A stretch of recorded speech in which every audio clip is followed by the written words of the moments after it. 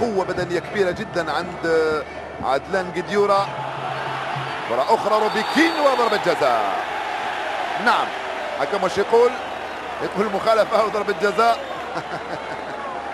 لا يقول مخالفة أعتقد، يقول مخالفة حكم المباراة.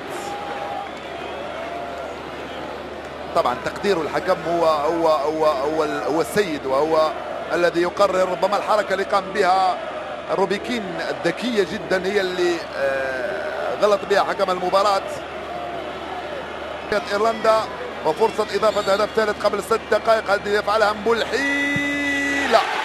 والهدف الثالث، الهدف الثالث الذي يسجله روبيكين، الثاني له.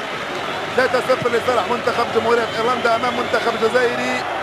رابح سعدان لعب كل اللاعبين اليوم في هذه المباراة التحضيرية اللي سمحت للجمهور الجزائري أن يكتشف 6 لاعبين جدد يشاركون لأول مرة مع المنتخب الجزائري، مع مبولحي وقديورة وجمال مصباح وحبيب بالعيد، بالإضافة إلى رياض بودبوز وفؤاد قدير، من دون ما ننسى مدحي الأحسن بأنها مباراته الثانية. تقريبا اليوم شفنا فريق جزائري، لا أقول ثاني ولكن آخر.